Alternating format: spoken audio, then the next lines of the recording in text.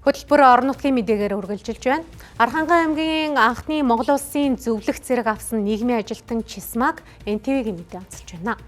Тэрээр Цахир сумын ерөнхий боловсролын сургуульд ажилладаг юм. Цахир сумын ерөнхий боловсролын сургууль нь 12 жилийн сургалттай бөгөөд 498 суралцагчтай. Нийгмийн ажилтан Чисма энэ бүх хүүхэдтэй ажилладаг байна. Ялангуяа 6-аас 12 дугаар ангийн 11 бүлгийн өсвөр насныхантай түлхүү ажилладаг. Хүүхдүүд голдуу насны онцлогийн талаар мэдээлэл авахар хандхан жолонтой. Мөн хүүхдийн 108 дуудлагад ирсэн кейс мэдээллийн дагуу ажиллахдаа сумын хамтарсан багтай хамтарч хариу үйлдэл үзүүлэх төлөвлөлтөнд илүү анхаардаг байна.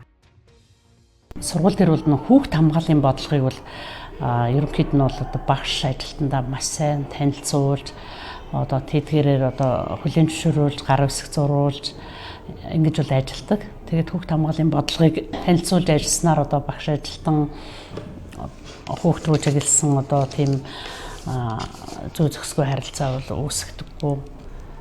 Бодлого баримтаж ажилладаг учраас багш ажилтан нас гарах хүүхдүүд рүү чиглэсэн шийтгэлийн арга хэмжээ авах асуудал бол буурсан байгаа. Хөдөө сумын сургууль учраас төв суурин газрын сургуультай харьцуулахад үеийнгийн дээрлэхэлд Цахир сумын ерөнхий боловсролын сургуульд бага. Өнгөрсөн хичээлийн жилд 8 тохиолдолд энэ хичээлийн жил эхэлсээр 2 гарсныг шийдвэрлэхээр төлөвлөгөө гаргажээ. Урьдчилан сэргийлэх ажлаа сайн хийж явбал цаашид үеийнгийн дээрлэхэлд тэг болох магадлалч тун өндөр гэж Чисма өгшөөрлөө. Үеийнгийн дээрлэхэлтийг бууруулах тал дээр тэр дээрлэхэлд гарч байгаа ангиуд дээр бүлгээр болон ганцаарчсан уулзалтуудыг зохион байгуулж ажиллаж байгаа. Тэгээд ангиударсан багштай эцгийн уулзалтуудыг ойрхон зохион байгуулж эдгээр ангиуд дээр бол ажиллах нь илүү бас ингээд үр дүнтэй байдаг.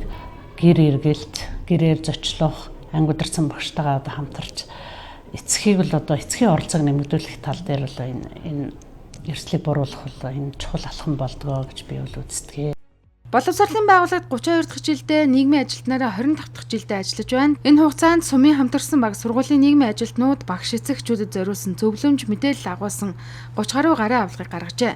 Монгол Улсын зөвлөх нийгмийн ажилтан Чисма цаашдаач сургуулийн нийгмийн ажилтан эцэг эх багш нартай ажилласан хугацаанд хийж хэрэгжүүлсэн үр дүнтэй ажил хийгээд анхаарах ёстой асуудлуудын талаар эмгэгтгэл гарган хөрвүүлэх зорилго тавьсан гэлээ.